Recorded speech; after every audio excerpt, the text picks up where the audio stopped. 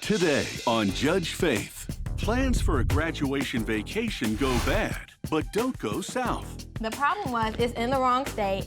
She thought Myrtle Beach was in North Carolina. We got this trip for dirt cheap and they want to complain about ridiculous stuff. I get the impression that none of you really knew where Myrtle Beach was. And later, this chef's dream of a restaurant on wheels was shut down when he discovered the food truck he bought was a kitchen nightmare. He didn't tell me that the floor was gonna fall through. You know, he told me he was gonna help me out, but he didn't. He sold me a dream. When you make a decision to go into business, you really have to have some knowledge about the industry and what you're getting yourself into. Faith Jenkins. Her distinguished legal career began when she graduated first in her law school class. She quickly became a tough New York City prosecutor, and then a preeminent legal analyst on cable news. And now she's the judge in her own courtroom. Her cases are real, and her rulings are final. She is Judge Faith. Plaintiffs Tiffany Armstrong, Michaela Bennett, and Sierra Niles are suing their former friend for vacation rental costs and punitive damages. Defendant Destiny Cherry said her friends left her to make plans, and she did the best she could. She is accompanied in court by her father, Daron Cherry. Remain seated and come to order. Court is now in session. The Honorable Judge Faith Jenkins presiding.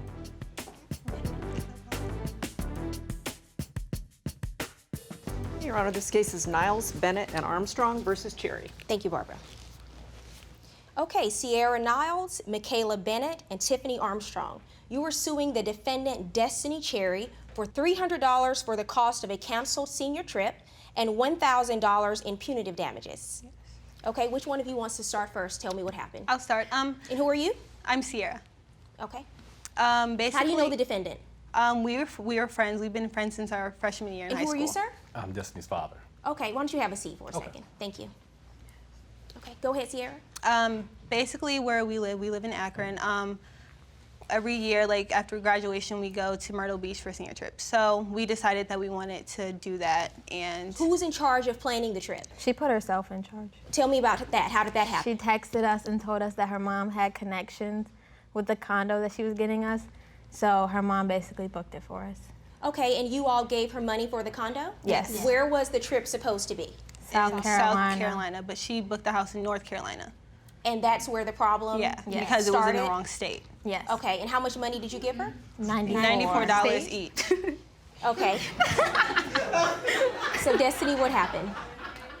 They kind of assumed that it was in South Myrtle Beach. I never said north or south. I said it around the Myrtle Beach area, you know? But you know there's a big difference between North and South Myrtle Beach and where you booked the condo. It's about a 30, 45-minute difference driving time. And so I'm like, okay, well, you guys would drive 10 to 11 hours, so what is a 45-minute difference gonna hurt? What's your name? Michaela. Michaela, Yes. What was your understanding as to the destination of the trip, where you were supposed to go? My understanding was we were supposed to go Assumptions. to Hold on one South second. Carolina. South Carolina, the Myrtle Beach area. Yes. I get the And the impression week that none of you really knew where Myrtle Beach know. was. Your Honor, excuse me, can I speak? They put this all in my hands. All they had to do, okay, first of all, the condo that my mom put her name in for us did us a favor. The rental that I booked myself, that I did everything on my own. You had to put a deposit down to reserve the condo? Yes, we all put $29 in for a deposit besides Sierra because she came in a situation later. And so, yeah, they both got, exactly. We got this trip for dirt cheap and they want to complain about ridiculous stuff. One second. What was the problem with the location that she booked? The problem was it's in the wrong state, and it's like she wanted us to put in.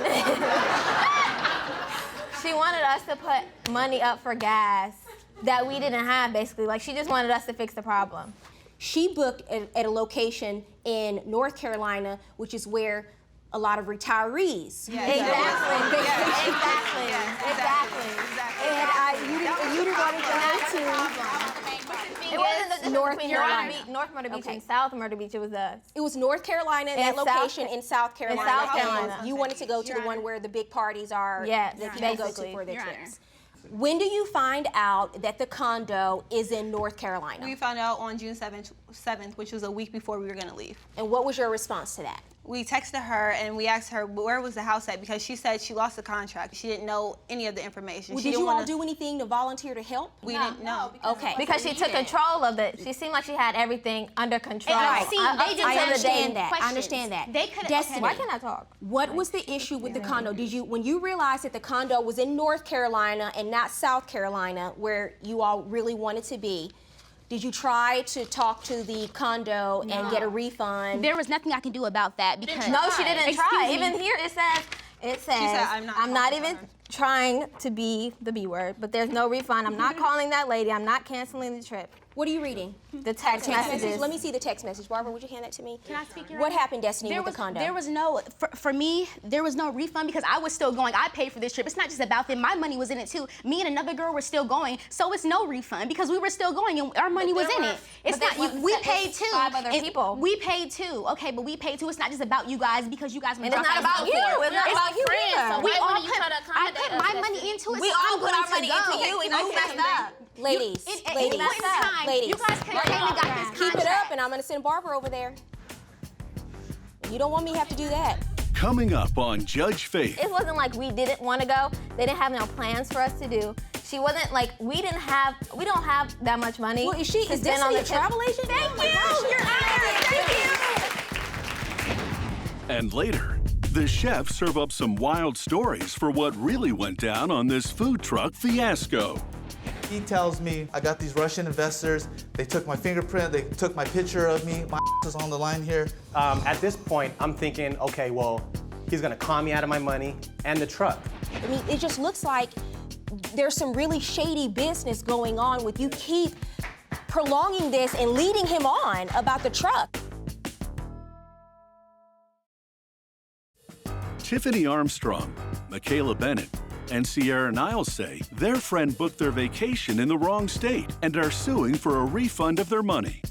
Defendant Destiny Cherry says she booked what they could afford. Destiny, you felt like because they could have gone on the trip if they wanted to. Nothing stopped and they them. Nothing hindered them. chose not to go, Yes, that you didn't owe them a refund. Yes. It wasn't like we didn't want to go. They didn't have no plans for us to do. She wasn't like, we don't have that much money. Well, is Destiny a travel agent? Thank Like, you. how is she planning all the activities? I mean, she volunteered. Thank you. Thank you. I'm just wondering because here's what's going on. Here's what I'm thinking about right now. To do in Myrtle Beach. Was this your first trip out of state? No. Just amongst friends? So have you guys been to this beach before? No. The way I hear this, she made a mistake.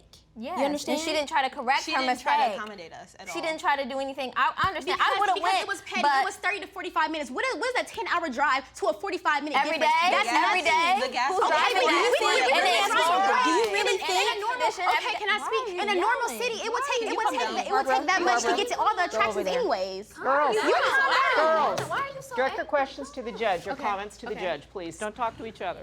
There's a better way to handle things when they don't work out the way you want them to work out. We tried. Number one, no, let me finish. This is my time to talk. Let me finish. Destiny and her mother put down the credit card to reserve this condo. You have to understand that she meant to book the condo in the right location. She made a mistake.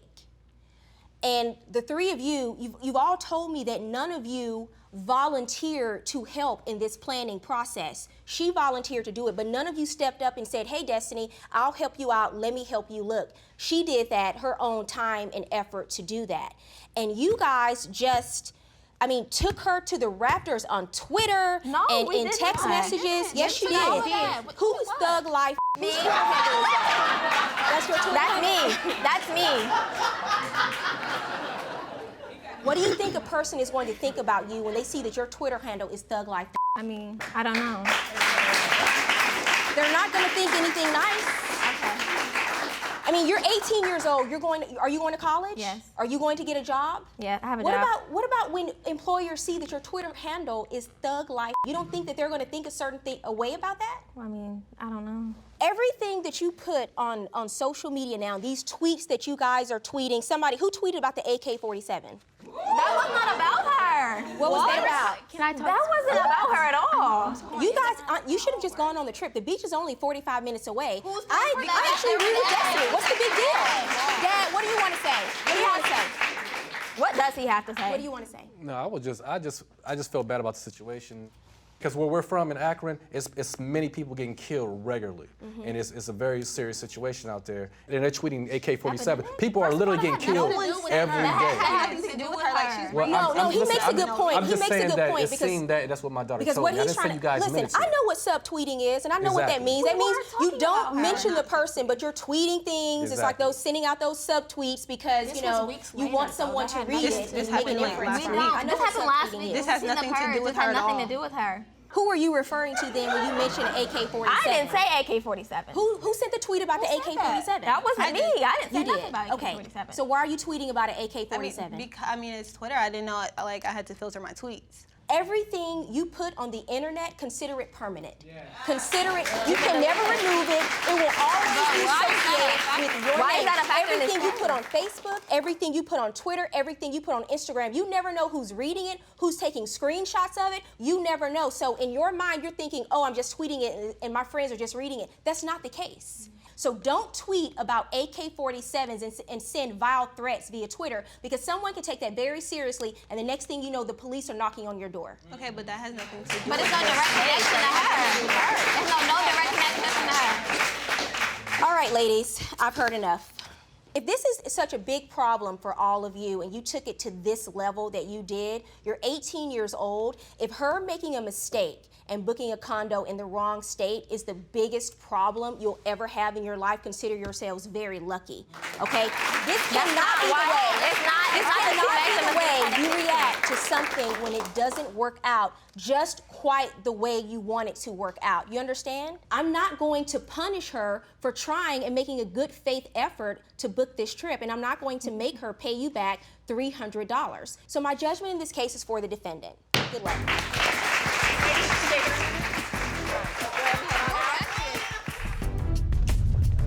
Plaintiff Thomas Clark says his dreams were shattered when he discovered the food truck the defendant Abel Contreras sold him was a kitchen nightmare on wheels. Joining him in court is his girlfriend, Susie Demergian. Defendant Abel Contreras claims he sold the food truck as is, and the plaintiff got what he paid for. Mr. Clark, you say the defendant ruined your dream by selling you a bad food truck. You're suing him for $7,000 for the down payment on the truck, plus improvements you gave him money for. Mr. Contreras, you claim the plaintiff got what he paid for and that he has possession of the truck, so you don't owe him a dime. Mr. Clark, I'll hear from you first. What made you want to buy a food truck and get into this business in the first place? Well, I've been in the food industry for about 20 years, and I wanted to step away and, start my own business. I saved my tips, and then I put it in this man, and I trusted him, and he just blew it all away. You gave him $7,000 with the understanding that he would fix up the truck. You agreed to that. Yeah. So I want to go with what happened next because that's where the conflict really arises in this case. You gave him the truck. You sent it out to be worked on. What happened? He gets investors to invest in this dream that he has and sells them before he even has the truck and do all this stuff. But you sold me the dream. You sold me the dream. Listen, you had the dream. Don't speak to him, speak to me. Next on Judge Faith. Did you have the title? No, I didn't have the title. I bought it and never fixed it. And you have to have the authority to sell a truck. He can't register a truck without a title. That's a game changer, actually. Plaintiff Thomas Clark says his dream of a restaurant on wheels was shattered when he discovered the food truck he bought was a kitchen nightmare. Defendant Abel Contreras claims he sold the food truck as is, and the plaintiff got what he paid for. Sir, please go on. He tells me, Abel, look, this is taking way too long. I got these Russian investors. They took my fingerprint. They took my picture of me. My is on the line here. I need to speed this up. This process is taking way too long. I said, look, man, let me call him and let me find out. Maybe I can put some pressure on him to speed it up. I said, but you and I both know this is going to take some time. This is, you're getting a good deal on trying to get this all done. Did you ever go down there and check on the I did. work progress I would have to go down there and what sometimes. did you see? And every time, the truck was just still sitting there. So there wasn't any work being done? Actually, I didn't go to the truck for about a month. I just let them, every time I would just call them. Hey, how's it going? It's good, man. Your truck is here. I'm going to try to get some guys on it this week. And it was just always They were trying to just basically prolong everything. Where's the truck now? At manufacturer stores that I left it there because I couldn't. The health department said. Oh, so you have the truck? I have the truck. Okay, how did you end up getting the truck if he never put the appliances in? Long story Hold on a second. short. Let me hear from him. Go ahead. Let me hear from him. What happened was, at this point, I'm thinking, okay, well, he's gonna con me out of my money and the truck. So let me go ahead and get the truck in my possession, and then I can go ahead and try to sue him or try to get my money back, so I can have something in my possession, and so I can actually show the investors this is what's going on. Hold on a second. This is what's going on. What And investors? If Stop you say the interrupting. The investor had nothing to do with you. It had me and you. Me and him had a deal, and he didn't complete it. On completion. How did you end up getting the truck? You went to the location? I went to his location. And I said, let me get the truck in my possession, and let me see if I can put the stuff in there. I went to 3 different places that fix food trucks, and they all said in between $60,000 and $80,000 to fix this truck. And they all said the same thing, that this truck is hazardous on 4 wheels. The whole bottom was rusted. He said if you walked on it or even put an appliance on there, it's gonna fall through. So he sold me a hazardous on 4 wheels. What do you have to say about that? Listen, he's making up some stuff. All right, I don't know where he got all this stuff or I have a how video. much you've been dreaming I have a video. about. Let's see the video. I Let's have see a the video. video. The vehicle that was sold to me, as you can see, rust. So we're gonna actually step up here. You can see there's no appliances, none at all. He told me all this was gonna be all finished, but as you can see, right now, we're in danger zone right now because all of this is rusted. I see burnt marks. He explained to me that all that would be all cleared out. Didn't tell me that the floor was gonna fall through. You know, he told me he was gonna help me out, but he didn't. He sold me a dream. He called me and kept bugging me and said, "Hey, look, I need to get it. I have investors. bugging? I have investors. I need to money's get on this the food line. truck." So I said, Hold on, "Look, sir. we have 2 options. I can give you your money back, and I'll be done with this." Did that happen via text message? Was that She has communication text after messages of it. Let's look at the text messages. I'm done with this project. I'll give you your money back. You reply, what? That's not okay with me. I have more money invested out there for this project. We have to talk face to face. I don't want the money. I want my truck. You wanted the truck completed, but you took it as is, essentially. Did you have something you want to say? Yes, please. Please. Your Honor, I was there for the first meeting inside the food truck. And who are you? Susie Demersion. And he lied every step of the way. What's your relationship to the plaintiff? I'm his girlfriend. Okay. And I invested some of my money in there too, and time and energy. And I just wanted to let you know I was there for the first meeting at the food truck, and I know there was some words back and forth, but it was quoted a week. He would constantly touch base, check on it, and he would say, yeah, you know, they were putting in a fryer, All this of that and is that. irrelevant. Hold on a second, sir. And it was never, it was all a scam from the beginning. Although you offered to refund his money, I mean, it just looks like there's some really shady business going on with you keep prolonging this and leading him on about the truck and the progress of the truck. This is a tough case for me.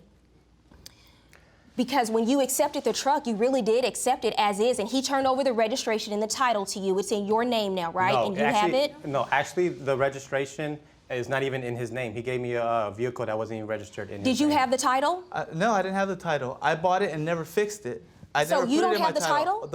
The only thing I did was release liability to him. Oh, so you can't sell a truck with no title. What do you mean? You can't. You have to have a valid title. You have to have the authority to sell a truck. He can't register a truck without a title. That's a game changer, actually. I signed all the paperwork over for him to purchase it. All the paperwork didn't include a title. Am I right? The bill of sale. That's what I gave him. That's not the title, sir. That's not the title. Let's take a brief recess. Court's in recess. Coming up, Judge Faith rules. And now, Judge Faith rules.